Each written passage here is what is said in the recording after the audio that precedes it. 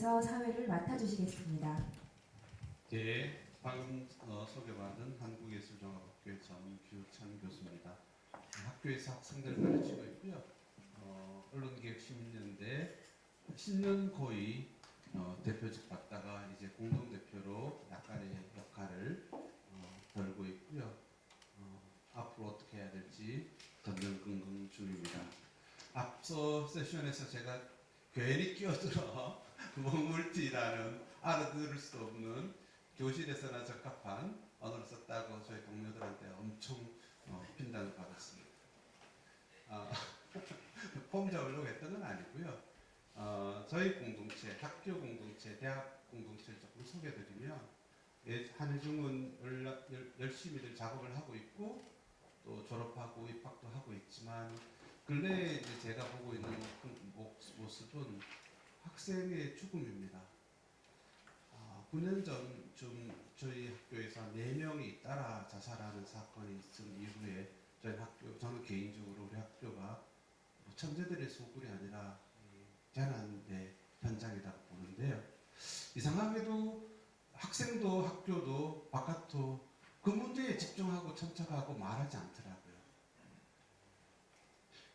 그러다 보니까 결국은 또 10년 후 다시 반복되는데 학생이 술 먹고 기숙사에 와서 엎드려 있다가 죽었다. 이건 개인의 책임일까요? 아니면 학교와 구성원의 책임일까요? 교수가 조용히 집에서 사라져버렸고요. 그럼 우리는 학과 문을 닫아버리는 게 공동체가 취해야 될 윤리일까요? 침묵이 애도의 최선일까요? 아니면 아픔을, 누군가의 슬픔을 나누는 게 우리가 말하는 공동체의 또 다른 요건일까요? 저는 후자가 맞다 생각하거든요.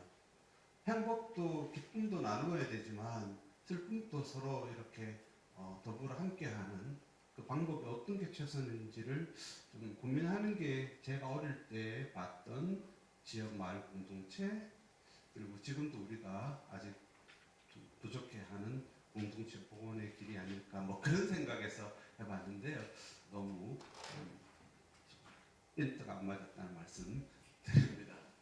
그러나 어떻든지 간에 그런 공동체의 미래와 한국 사회가 10년 동안 지난 두 정권 때 치명적으로 부재해서 우월했던 커뮤니케이션 권리 이게를 붙여보려고 하는 노력을 오늘 하고 있는 것 같고요. 마지막에 다시 그 붙임을 더욱 단단하게 하는 그런 노력을 합니다. 추상에서는 부채로 내려가고요. 말 불뿌리라고 하는 단단한 이 레벨에서는 그래도 끌어올리는 이런 두 가지 상호 접합의 노력이 아닐까 이런 생각합니다. 오늘 만만치 않은 선수들이 그래서 마지막에 여전히 고전하셔서 앞에 논의들을 좀 정리하시게 될 것 같고요. 먼저 제가 소개를 드리면 잠깐씩 자기 뭘 고민하시는지 소개해 주시고 내려가시면 여기 계시는 발표자께서 발표하시고 그 피칭한 내용을 우리가 갖고 토론하고 질의하고 불러 계시는 분들과 공유하고 그런 식으로 갑니다. 시간은 2시간까지 최장을 끌 수 있다. 저희가 그렇게 굳이 할 의사는 없고요. 여러분과 단단한 이 토론이 지속되는 한도만 가고 그러지 않으면 끊을까 싶습니다. 토론은 아주 구체적으로 하나 여러분들이 갖고 계시는 생각은 분명히 말씀 주셔도 상관없다 이렇게 말씀드리겠습니다. 500일 참석자께서 아직 못 오셨는데요. 좀 이따가 본인 스스로를 조금 더 소개하도록 하고요. 여기 계시는 두 분 혹은 세 분 각자 잠깐 자기소개 조금만 더 하시고 좀 내려가시면 허경 동지의 발제 듣도록 하겠습니다. 네, 잘 가르쳐주세요. 네, 안녕하세요. 그 전주 시민미디어센터, 웅상미디어센터가 아니고요. 전주 시민미디어센터 센터를 맡고 있는 최성원입니다. 반갑습니다.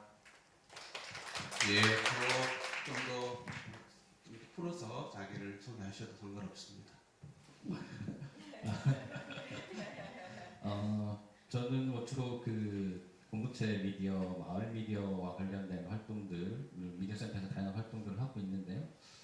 그런 쪽에서 그 어떻게 우리 한국 사회에서 공동체 미디어나 마을 미디어가 조금 제도적으로 확산이 될 수 있을까라는 고민을 하고 있고요. 그 관련돼서 오늘 뭐 이 커뮤니케이션 권리에 대한 이 주제를 받았을 때 좀 굉장히 고민스럽더라고요. 그래서 저희가 제 기억으로는 한 10여 년 전에 굉장히 그 이 커뮤니케이션 권리와 관련된 얘기들을 하다가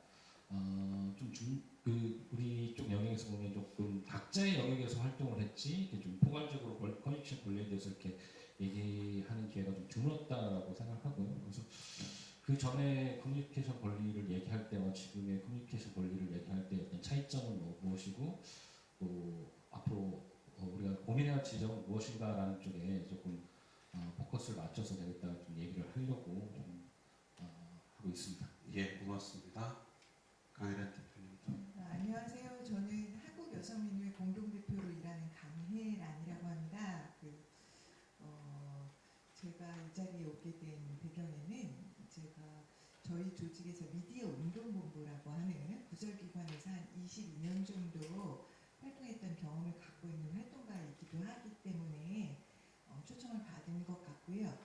그 미디어 모니터링, 미디어 교육, 미디어 정책 감시 이런 활동들을 주로 해왔습니다. 그런 활동들을 하면서 지금 오늘 모이고 있는 그 공동체 미디어 활동을 하시는 선생님들 또 정보인권 운동을 하는 선생님들과 함께 연대해서 큰 틀의 미디어 정책을 시민의 관점에서 어떻게 만들어갈 것인가라는 논의를 하는 공간에 자주 참여해왔고 아마 그런 이유가 오늘 이 자리에 함께 이야기해보자라고 다시 불려오는 배경이 된 것 같습니다. 과거에 저희가 풀어왔던 어떤 그 언론 미디어에 대한 감시운동 이런 것과 또 다른 결로 최근에 2015년도 이후 부상하고 있는 그리고 굉장히 날카로운 어떤 비판적 관점들이 그 생생하게 드러나는 페미니즘의 현장에 있는 활동가이기도 합니다. 그래서 그 수많은 미디어 안에서 우리가 뭐 자칫 그 기존의 어떤 편견이나 보편이라는 함정 속에 빠져들 수 있는 그런 어떤 감정주의적인 시각, 남성 중심의 시각 이런 것들에 대해서 적극적으로 견제하고 경계하는 역할도 함께 나가고자 합니다. 오늘 이 자리에서도 사실 패널 4시 남성이고 사회자 포함해서 여성은 저 하나 올라와 있는데요. 무대에 서는 여성이 늘어나는 세상을 기대합니다. 이상입니다. 예, 고맙습니다. 토론은 이제 이렇게 해가려고 합니다. 보시다시피 단상에 있는 요 계열이 다 아시다시피 주로 주류 미디어 운동을 말아먹는 세력들입니다. 예, 전국 다니던 지역 다니던 늘 이렇게 이제 마주하죠. 반면에 이제 풀뿌리 공동체 차원에 계시는 분들은 그전 세션까지 집중해서 토론하셨고 지금은 이제 단 하에 계십니다. 이걸 어떻게 수평적으로 끌어올리고 이 두 개를 어떻게 교차 접합시킬지 그에 대한 당신들의 입장과 태도 방법은 뭔지 뭐 이런 것까지 같이 이제 열어보고 검증해보자 뭐 이런 의도가 저희가 마지막에 있는 것 같아서 저희가 사실은 상당히 수세적으로 입장을 지향하고 나가는 것 같습니다. 예, 재미나게 그러나 진지하고 책임 있게 구체적으로 여러분 우리 같이 토론해보는 시간이 되도록 하겠습니다. 그러면 이 토론자분들께서는 잠시 좀 내려가서 자리를 해주시고요. 준비된 PPT를 우리 허경 동지께서 한 15분 혹은 20분 시간 발제하시겠습니다. 네, 저는 전국 미디어 센터 협의회 이사이고요. 최근에는 TBS 교통방송의 대외협력 자문관이라는 직책으로 시민들과 어떻게 협력할 건지를 주로 지역 공영 방송을 제안하는 TBS가 어떻게 시민들과 협력할 건지를 주로 고민하고 있어서 오늘 발표할 것도 그 범위 안에 사실 다 담겨 있습니다. 그래서 이 세션 제목이 커뮤니케이션 권리의 조건이고 제가 커뮤니케이션 권리에 대한 개념에 대한 이해도 부족하고 그 조건을 그래서 어떻게 프레임을 만들고 논의를 해가야 될까에 대한 역량이 매우 부족해서 제가 할 수 있는 정도의 얘기를 정리를 해봤고요. 그렇게 한 이유는 이 포럼을 기획하신 마포 FM 성덕호 대표께서 패널들과 플로어에서 부족한 거를 얘기해 주실 거다 이렇게 저에게 확답을 하셨어요. 맞죠? 네, 그래서 그걸 믿고 제가 진행을 해보겠습니다. 그래서 제가 제 활동과 고민 범위 안에 그리고 제가 이해하는 수준의 커뮤니케이션 권리 관련 정책의 개선 방안을 제가 쭉 정리해 본 겁니다. 그래서 일단 이걸 빠르게 얘기하고 이 내용이 참고가 안 되더라도 사회자께서 잘 논의를 이끌어 주실 거라 믿고 진행을 해보겠습니다. 커뮤니케이션 권리 개념이 뭘까? 아까 최성은 소장님 말씀하신 것처럼 한 15년쯤 전에 저도 비슷한 고민을 한창 같이 했던 것 같아요. 그때는 언론 사유화 저지 및 미디어 공공성 확대를 위한 시민행동 확대를 위한 시민행동 그래서 미디어 행동이라고 거기에 온갖 언론 미디어 운동 단체들이 다 참여해서 커뮤니케이션 권리를 얘기를 했었어요. 근데 그 이후에 진행됐던 한 10여 년간 함께 대안을 서로 조율하면서 하기보다 워낙에 각각 분야가 다 어려운 상황이었기 때문에 각자의 영역에서 활동을 해왔고 저도 사실 종합적인 고민과 이런 거는 거의 뭐 총선 대선 시기에 같이 공약을 짤 때 정도였습니다. 그리고 계속 반복해 왔던 것 같아요.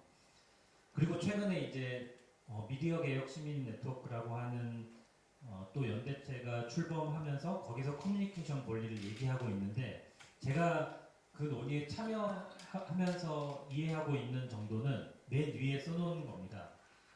개인과 공동체가 커뮤니케이션의 조건과 방식 및 환경 자체를 자율적으로 구성하고 선택할 수 있는 그런 권리이다, 그런 권능이다 이렇게 이해를 하고 있습니다. 그래서 그럼 이런 권리를 갖고 있다면 이게 구현되려면 어떤 식으로 이게 보여질 수 있을까라고 해서 제가 그냥 몇 가지를 적어본 거예요. 지금까지는 뭐 주파수 전파는 국민의 것이다 이 정도가 선언되고 그거에 맞게 그 주파수를 전문가들이 대의해서 사용하는 정도였던 것 같아요. 근데 공공재를 그러면 어떻게 공공적으로 사용해야 되고 결정한 것을 실제로 권한을 어떻게 자원을 나눌 것이고 그 자원을 실제로 배분받아서 그걸 활용해야 되는 게 이 커뮤니케이션 권리가 있다면 이루어지지 않을까 이렇게 생각을 한 거고요.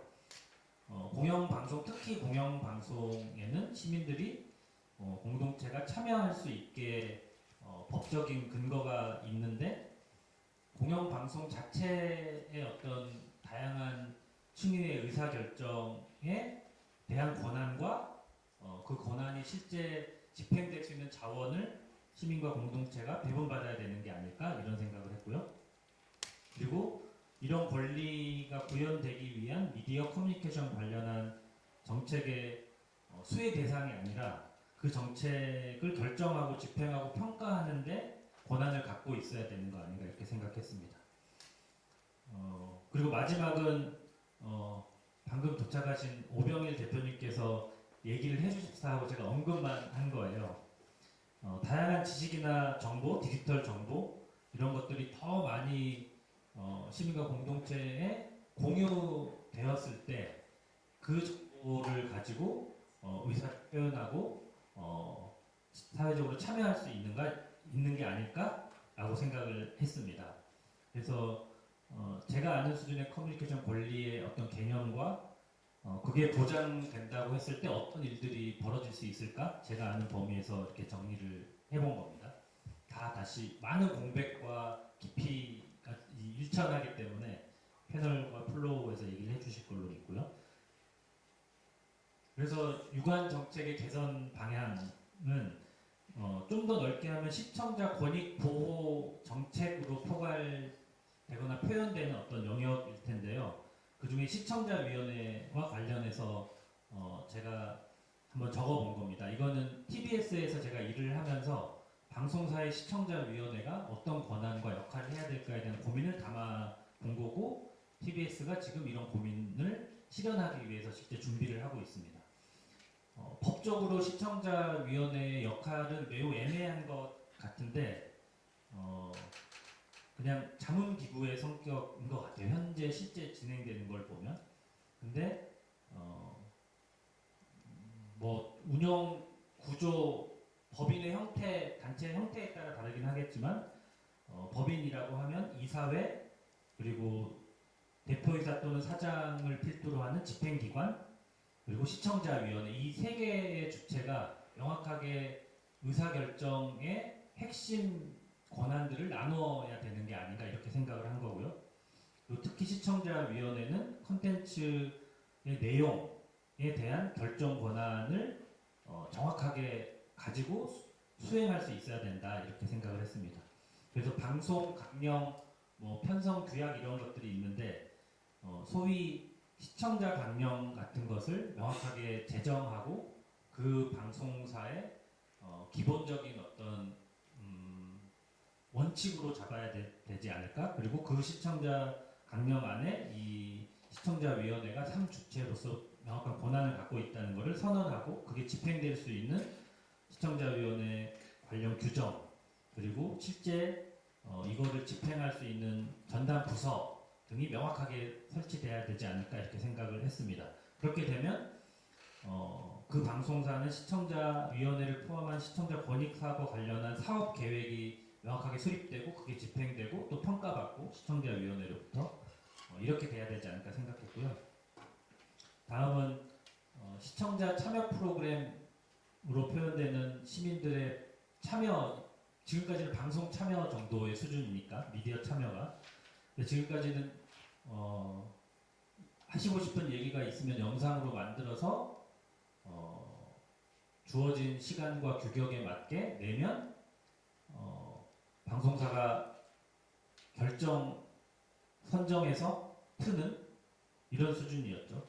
그래서 그 사업 정책의 평가는 몇 편의 시청자 참여 프로그램이 편성되었느냐, 이게 아직까지 평가 지표인 걸로 알고 있습니다. 근데 참여 자체가 지금까지는 그냥 이 정책의 목표인 건데, 실제로 그렇게 해서 어떤 사회적인 효과가 있었는지 과정과 결과로 이런 게 뭐 명확하게 조사되는 것 같진 않아요. 그래서 그런 거를 목표를 다시 재설정하고 그거에 맞게 정책과 사업을 재편해야 된다 이렇게 생각을 했습니다.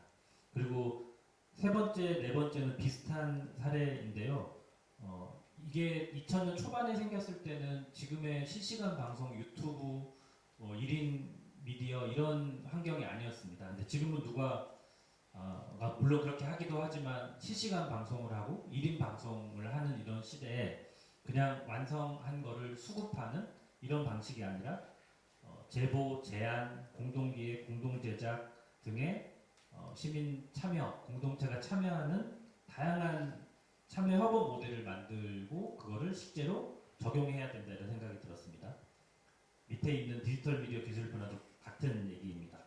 그리고 마지막에 있는 건 DIY TBS라고 하는 최근에 TBS가 지금 진행 중인 사업을 제가 사례로 든 건데요. TBS가 어떤 콘텐츠를 만들어야 할까라는 질문을 TBS 혼자 하는 게 아니라 시민들과 함께 한다는 취지의 사업인데요. 기획안을 만들고 싶은 이런 얘기를 해야 된다라고 하는 기획안을 공모하고 그 공모된 기획안 중에 아직까지는 선정 절차를 거쳐서 50개 정도가 들어왔는데 7편을 뽑아서 그 7편을 제안하신 그 팀들과 2차례의 워크숍을 진행을 하고 그 중에 최종적으로 3편을 뽑습니다. 그러면 3개의 기획안을 뽑는 거죠. 그럼 그 3개의 기획안은 무조건 TBS에서 라디오, TV, 온라인 이 다양한 채널들을 염두에 두면서 콘텐츠를 기획하고 같이 만드는 사업을 지금 진행하고 있습니다. 그래서 여기 보시면 위에 있는 오픈 테이블까지 지금 진행이 된 거고요.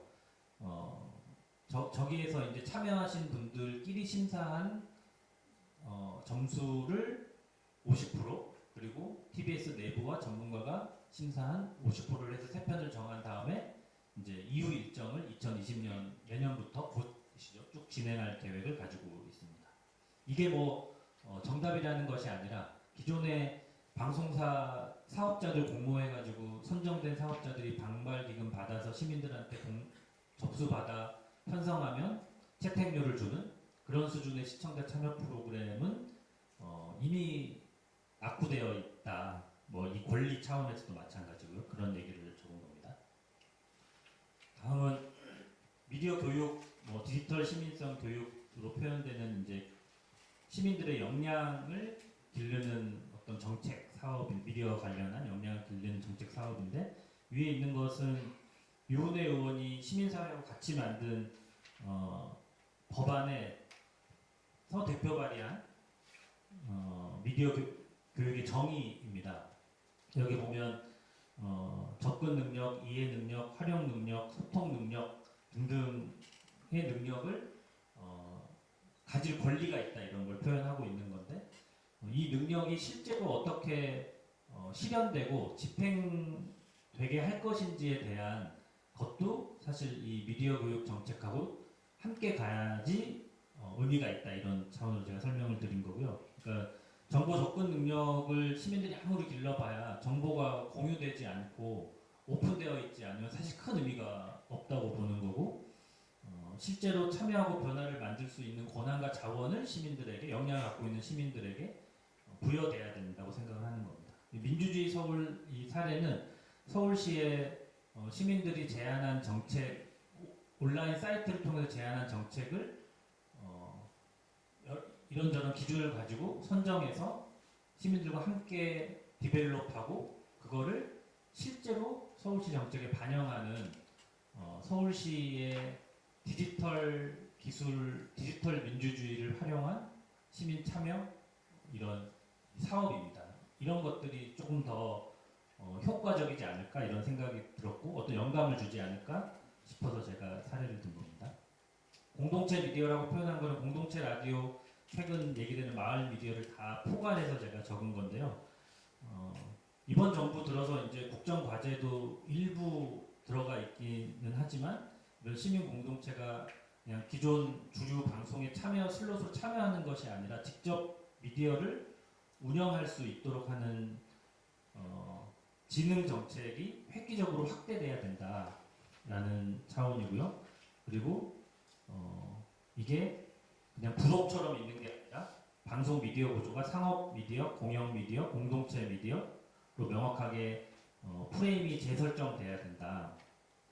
그리고 지금은 방송 중심인데 신문, 영상, 라디오 등등등 다양한 매체로 공동체 미디어 정책 영역이 확장돼야 된다. 이거는 언론재단의 사업으로 마을 신문을 만드는 활동을 하는 분들도 꽤 많아요. 근데 그거는 언론재단에서 하고 있고 공동체 미디어 정책과는 또 약간 따로 떨어져서 놀고 있는 거죠. 그리고 마을 미디어가 계속 확장되고 있는데 공동체 라디오 이런 사업자 영역으로 그분들이 사다리를 타고 올라갈 수 있는 정책은 아직 아주 미비해 보입니다. 당장 공동체 라디오 방송들의 생존이나 유지를 위한 정책과 함께 그게 확장될 수 있게 마을 미디어 정책하고 연계가 필요하겠다 이런 생각이 들었고요. 미디어 관련 기부 재편은 커뮤니케이션 권리를 위해서 엄청나게 재편이 돼야 되겠지만 제가 그림을 그릴 수 없고 공동체 미디어와 관련해가지고 이렇게 획기적으로 재편됐으면 좋겠다. 그것과 함께 다른 영역도 고민을 해봤으면 좋겠다는 취지로 제가 그냥 적어본 건데요. 방송위원회가 있다면 거기에 이제 지역방송발전위원회가 지역방송특별법 때문에 있는 걸로 알고 있는데 그게 어떻게 재편될지는 모르겠지만 공동체 미디어 발전위원회 같은 게 생겨야 된다. 그리고 지금은 다 정부 산하에서 정부 주도로 이런 지원하는 중간 지원 기관 조직들을 만드는데 이거를 민간이 주도하고 정부가 참여 협력하는 방식의 어떤 재단이 필요하지 않을까? 그리고 공동체 미디어 발전 기금을 별도로 개정을 만들어야 되지 않을까? 법률도 어떻게 정비하지? 그리고 공동체 미디어, 마을 미디어는 다 지역 지자체 차원으로 있는데 현재 한국의 방송 미디어 정책은 방송통신위원회가 중앙정부 차원에서 사업자들 이해관계를 규제하고 조정하는 수준인데 이게 어떻게 지역으로 순환 체계를 만들까 이런 고민이 있는 겁니다. 직접 참여하고 권한을 가져야 된다라고 한 게 이제 민관 간의 관계를 얘기한 건데요. 저 표는 서울시의 협치서울이라고 하는 서울시에서 발행한 교재에 나와 있는 겁니다. 민간에게 거버넌스의 가장 큰 발전 단계는 권한을 부여하는 것이죠. 그거는 예산과 정책 결정의 권한까지 다 포함하는 것이고, 뭐 작은 시도가 지금 서울에는 의회도 아니고 시 행정도 아닌 서울민주주의위원회라는 게 출범을 해서 거기서 참여 예산들을 다 결정하는 것으로 그래서 내년 뭐 내후년 해가지고 4천억 뭐 이렇게 계속 금액이 키워지고 있는 거죠. 그리고 그 민주주의위원회의 풀뿌리의 주체는 주민자치회라고 하는 동단위의 민간 거버넌스들이 이제 하나씩 만들어지고 그게 상향식으로 올라와서 서울민주주의위원회에서 이런 풀뿌리의 정책과 예산을 결정하는 시도들을 하고 있는 겁니다. 물론 매우 오래 걸리겠지만 이런 방송 미디어 관련한 정책 예산을 결정하는 것도 이런 구조들로 형식적으로 국민참여 예산 이렇게 신청하라고 해가지고 몇 개 정해서 주는 게 아니라 시스템을 만들어야 된다는 것이고요. 여기서 중요한 거는 지금까지 행정 또는 관은 준비되어 있는 역량이 있는 민하고만 협력을 해왔었는데 민이 이런 역량을 가질 수 있게 기여하는 것이 행정의 역할임을 명확히 할 필요가 있다 이렇게 생각합니다. 이런 거를 하려면 정부 행정 차원의 수많은 칸막이가 분화되는 게 잘 정리될 필요가 있을 텐데요. 이거는 제가 아는 공동체 미디어, 뭐 마을 미디어, 시청자 참여, 미디어 센터, 미디어 교육 관련해가지고 방통위 문화부 정도로 교육부까지 지자체까지 분화되어 있는 거를 한 3년 전에 만들어 거였다가 최근에 제가 아는 수준을 업데이트한 건데요.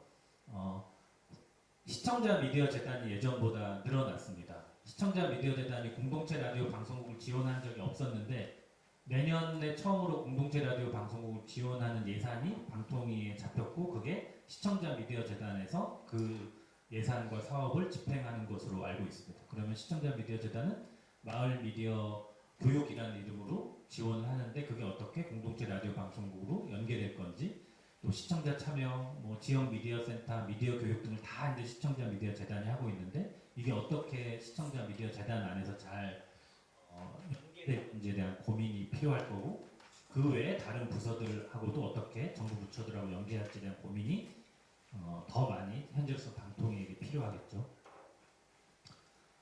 잘 되기를 바라고 있습니다. 네.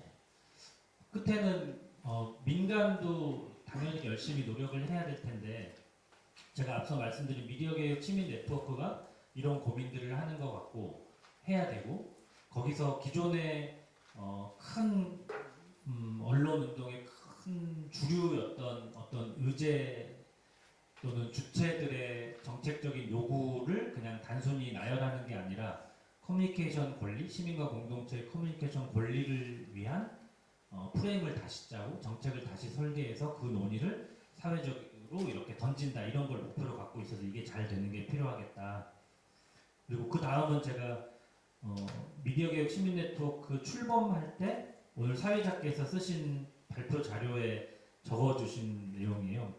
민주정치의 가능성 또는 불가능성의 순간을 상정하고 시민 커뮤니케이션 주권운동 연합을 구성을 해야 된다. 이게 이제 미디어개혁 시민네트워크가 해야 될 역할이라고 보신 것 같고 이 조건들 민주정치가 실현되는 순간이 어떻게 될지는 모르겠지만 이런 조건들을 민간이 얼마만큼 준비하고 있느냐에 따라서 커뮤니케이션 권리에 대한 사회적인 실현이나 이런 것들이 가능할 거다. 우린 좋은 조건을 만드는 게 필요하다 이런 생각이 들었습니다.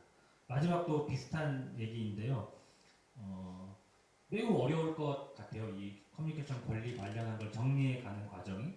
그래서 이게 매우 혼잡할 텐데 이게 혼잡하다고 하는 건 이해할 수 없는 것이라고 하더라고요. 근데 우리가 이거를 이해할 수 있는 복잡성으로 다시 재구성하고 서로 간의 공감대를 만드는 노력이 실현하는 데는 오래 걸릴 수 있겠지만 그거를 우리가 얼마나 충실하게 과정을 거치냐에 따라서 이런 중요한 시기를 시민들이 또 만들어주겠죠. 그런 시기에 이런 것들이 더 잘 구현되지 않을까라고 해서 민간에서 해야 될 역할들을 이 정도로 써봤습니다.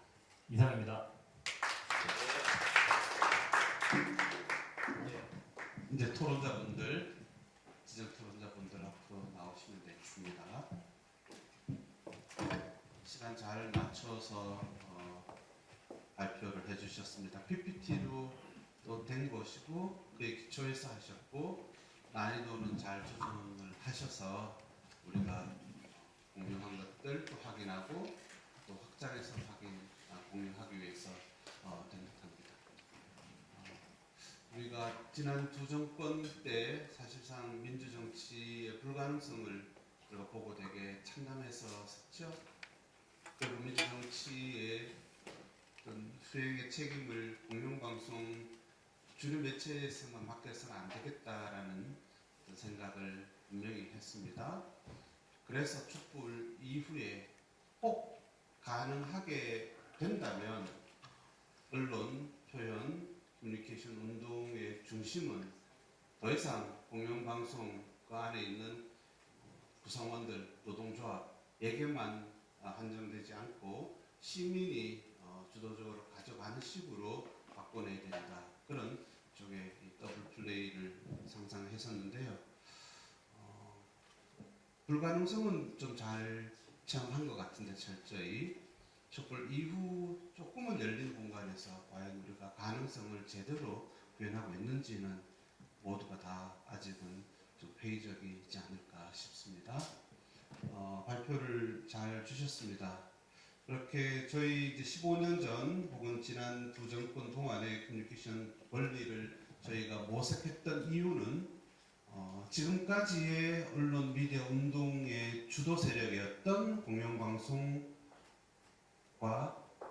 그곳에 있는 노동자에게만 맡기지 않는 시민 주도적인 운동을 해가기 위해서 그 이론과 이념과 철학을 좀 외부로 확장하거나 좀 빼내오는 일이었고요.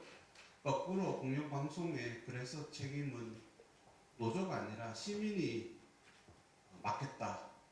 그러니까 우리가 들어갈 수 있도록 파트너십을 맺자. 뭐 이런 간섭이라 사실 우리가 이런 발상했을 때는 기존 노동조합 중심의 이쪽에서는 상당한 반발과 불편과 이게 뭐니라고 하는 시비가 있었던 개념입니다. 그렇게 저희가 운동을 했으나 제대로 됐는지 모르는 이 시간이 있었는데 지금은 여기 와 계시는 이 지역에서 마을 공동체 운동을 하고 계시는 여러분과 함께 또 다르게 다시 주상성을 더 내려서 밑바닥에서 이 뿌리 차원에서의 이 건축 사업과 커뮤니케이션 주권 권리 운동을 해왔던 우리는 어떻게 매듭을 좀 더 이렇게 맺어갈지 이 고민까지 우리 토론하는 시간이 된 것 같습니다. 발표자께서 정리해 주신 것을 바탕으로 주셔도 되고요. 여기 계시는 세 분의 토론자께서는 약간씩 이걸 풀어가시는 위치나 문제의식들 이런 것들이 조금 다르신 걸로 알고 있습니다. 그래서 그걸 좀 보충 혹은 반론하시는 걸로 주셔도 되고요. 그래서 여러분에게 우선 말문을 여시는 걸로 해서 한 7분 정도씩 말씀 주시는 시간을 갖고 이후는 여러분과 함께 토론하도록 하겠습니다. 어느 선생님께서 먼저 시작하시겠습니까? 여기 오평일 활동가님 우리가 소개는 했습니다만 늦게 오셨으니 죄송하다고 인사하시고요. 자기소개와 지금 뭐 하시고 어떤 고민이신지. 늦게 와서 죄송합니다. 그 진보네 토크 센터라는 단체 대표로 있고요. 호흡병을 이루고 합니다. 먼저 시작했습니다. 그 제가 며칠 전에 이 미디어 개혁 신문 네트워크 여기서 또 이제 커뮤니케이션 권리 말씀을 하셔서 토론자로 참여를 했는데 뭐 그 이 개념 자체는 되게 오래전부터 있었지만 최근에 다시 한번 이 개념을 이렇게 활성화하려는 것 같아요. 그게 이제 표현의 자유라는 표현의 자유, 언론의 자유 이런 개념을 넘어서 좀 더 제가 보기에는 그 조건들, 그러니까 실질적인 표현의 자유나 언론의 자유를 가능하게 하는 조건들을 탐색을 해보자 이런 취지로 생각을 하고 있는데요. 근데 사실 뭐 표현의 자유나 다른 개념, 권리 개념도 마찬가지지만 커뮤니케이션은 더더욱더 많은 여러 가지 다른 권리들과 연관이 되어 있는 것 같거든요. 그런 것들이 어떻게 관계되는지에 대해서 뭔가 이제 좀 그림을 그려봐야 될 것 같고 또 이것이 단순히 사회운동적 차원에서 그러니까 뭐랄까 이 운동의 하나의 운동의 사회운동적인 어떤 그냥 개념화인지 아니면 실제로 예를 들면 이제 헌법상의 권리로 뭔가 이제 그 삼으려고 하는 건지 추진을 하고 있는 건지 이런 것도 좀 일단 저는 잘 모르겠는데 그뭐 관련해서 이제 제가 참고로 이제 드릴 수 있는 말씀은 사실 이제 문재인 정부 출범하면서 개헌 논의가 많이 됐었잖아요. 그러면서 사실 저희 사회운동 차원에서도 우리나라 헌법 개정 헌법에 지금도 이제 몇몇 권리들이 보장이 기본권이 이제 규정이 되어 있지만 이러한 권리 개념이 이 헌법에 들어가야 된다라는 운동을 했었고 그러면서 특히 이제 정보 인권과 관련된 몇몇 단체들이 개념 규정을 한 게 있거든요. 그것들을 좀 소개시켜드리고 싶은데 그러니까 문재인 정부에서도 그러니까 정부 개정안은 나왔죠. 개헌안, 정부의 개헌안은 나왔는데 여기서도 새롭게 알 권리, 개인정보 자유결정권, 정보의 독점과 격차로 인한 폐해를 예방할 권리 뭐 이런 세 가지 개념들이 새롭게 들어갔어요. 당연히 이제 표현의 자유라든가 이제 통신의 비밀이라든가 이런 것들은 이미 현행 헌법상에 있는 거고 여기 플러스에서 더 들어가 있는데 시민사회자의 입장은 이것보다 훨씬 더 또 뭐랄까 더 폭넓게 들어갔는데 그걸 보면 그러니까 자유권적인 측면에서의 어떤 그 권리에서 더 나아가서 그런 것들을 실질적으로 가능하게 하는 사회적인 조건을 요구하는 그런 내용들이 많이 포함이 되어 있었습니다. 예를 들어서 알 권리 같은 경우도 그냥 뭐 주로 이제 공공정보에 대해서 내가 요구를 하고 그걸 정부가 제공을 해야 될 그런 권리로서 이제 알 권리가 많이 인식이 되고 있는데 여기 또 나아가서 정부는 법률에 따라서 정부의 어떤 그러니까 국가적인 여러 가지 정보들을 기록을 해야 된다는 거죠. 기록을 하고 보존해야 될 그런 의무를 가진다. 사실 그래야 사실 알 권리가 실질적으로 보장이 될 수 있겠죠. 그렇지 않고 사실 이제 감추고 싶은 내용들을 다 기록하지 않는다면 사후에라도 이제 그런 것들을 보장할 수 없으니까. 그냥 표현의 자유와 더불어서 언론 매체의 자유와 독립을 보장할 뿐만이 아니라 국가가 언론 매체의 다원성과 다양성을 보장해야 된다. 이런 것들은 그냥 이제 사실 언론 탄압을 하지 않는 것을 넘어서 이제 언론의 어떤 다양성, 목소리의 다양성이 보장될 수 있도록 지원을 해야 된다. 사실 이런 개념이 헌법상에 이제 포함이 되어야 된다는 거고. 그다음에 지금 현행 헌법상에서 이제 그 창작자 발명가의 권리를 보장하는 내용이 있는데 여기 더 나아가서 과학 지식이라든가 문화의 향유를 할 권리. 이 아까 이제 그 발제문에서도 그런 퍼블릭 도메인을 확대해야 된다. 지식의 어떤 공유 공간을 확대해야 된다 이런 얘기가 나왔는데 그걸 이제 헌법상의 권리를 얘기를 하면 어떻게 표현을 할 거냐 이게 이제 문제인 거죠. 그래서 과거에는 그 저작권은 있는데 문화 향유권은 없냐 이런 얘기를 해왔거든요. 근데 최근에는 아예 그런 사실 우리가 다 창작자이면서 이용자이기 때문에 하나 이제 그리고 그 유엔 사회권 협약에서도 그 이런 지식이나 문화, 과학기술의 그 결과물, 성과 이런 것들에 대해서 접근할 권리 그리고 이제 창작자가 이제 보상을 받을 권리 이런 것들을 다 규정을 하고 있어요. 그래서 이런 것들을 과학문화권으로 규정을 하자 이런 논의들이 되고 있거든요. 물론 지금 제가 말씀드리는 게 되게 막 학술적으로 엄밀하게 규정이 됐거나 사회적으로 이건 합의됐어 이렇게 얘기하는 건 아닙니다.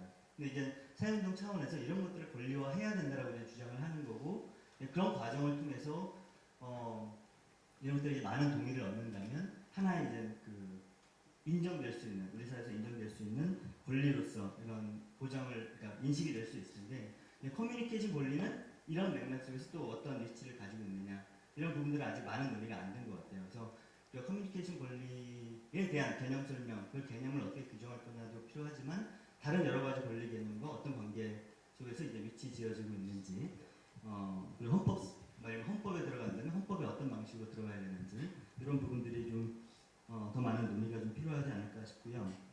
그 다음에 그 권리 개념이라고 해야 될지는 잘 모르겠는데, 그러니까 이제 정책의 실제 이제 그 집행 과정, 결정 과정, 집행 과정, 평가 과정에도 이제 개입할 수 있어야 된다는 얘기를 하잖아요. 사실 인터넷에서는 이런 거를 인터넷 거버넌스라고 합니다. 이제 독특한 게 인터넷은 기본적으로 글로벌 네트워크였잖아요. 그래서 이제 보통 국가 간의 문제를 얘기를 할 때는 UN 같은 국가 간 협의회에서 얘기를 하는데 인터넷 거버넌스 같은 경우는 그러니까 인터넷의 거버넌스 규칙을 정하는 거죠. 예를 들면 IP 주소를 어떻게 분배할 것이냐, 도메인은 어떻게 이름을 정할 거냐, 아니면 누군가는 콤이라고 짓자, 누군가는 org라는 걸 두자, 누군가는 .kr이라고 두자 이렇게 이름을 정했을 거 아니에요. 근데 그거를 한 국가가 결정할 수 없단 말이에요. 그렇다고 UN이 결정하지도 않습니다. 초기에는 그냥 엔지니어들이 했다가 최근에는 이것도 이제 이 경제적으로 파급력이 커지면서 수많은 이해 당사자들이 있고 98년부터 ICAN이라는 국제 기구가 만들어졌어요. 이건 국가 간 조직이 아니라 민간의 조직이고 여기서 얘기를 하는 것은 일종의 이제 멀티 스테이크홀더 거버넌스 이런 식으로 얘기를 합니다. 그래서 여기는 사실 누구나 참여할 수 있어요. 관심이 있으면. 예를 들면 저도 참여를 할 수 있습니다. 몇 번 거의 회의에도 가봤고. 근데 이제 여기에 대한 문제 제기도 있죠. 예를 들면 보통 이제 국가는 어쨌든 어떤 방식으로 국민을 대표하잖아요. 근데 여기는 누구나 참여할 수 있다라고 하지만 그러면 여기서 어떻게 전체 사람들을 대표하는 대표성을 가질 수 있냐. 그다음에 이렇게 열어놨을 때 결국은 돈 있고 뭐 이런 전문성이 있는 기업들이 주도하게 되는 거 아니냐. 이러면 이제 이런 비판들이 있을 수 있는 거죠. 그래서 실제 이제 우리의 거버넌스는 그러면 어떻게 할 거냐. 근데 전 여기서 우리가 참조를 해야 될 그런 원칙 같은 거는 되게 어떻게 보면 이제 당연한 원칙인데 좋은 원칙들이 되게 많아요. 예를 들면 그걸 이렇게 하려면 바텀업 프로세스 해야 된다. 그 다음에 투명성을 보장을 해야 된다. 그 다음에 그냥 열어놓는 것이 아니라 잘 참여 못할 수 있는 사회적 소수자를 위한 지원을 확대해야 된다. 뭐 이런 여러 가지 원칙들이 있거든요. 들으면 어떻게 보면 당연한 건데 사실 우리나라에서 정부위원회나 이런 걸 보시면 전혀 이런 원칙들이 안 지켜지고 있어요. 그래서 그런 것들을 우리가 거버넌스 논의를 하면서 하나의 정말 어떤 모범적인 거버넌스 모델 같은 것을 만들어 나가고 이렇게 지금 뭐 인터넷 거버넌스 또 환경 쪽에서의 거버넌스 이런 것들을 참조할 수 있으면 좀 좋지 않을까 이렇게 생각을 합니다. 좀 길어져가지고 일단 여기까지 말씀을 드리겠습니다. 예, 고맙습니다. 예, 박수 칠 수 있어요. 네.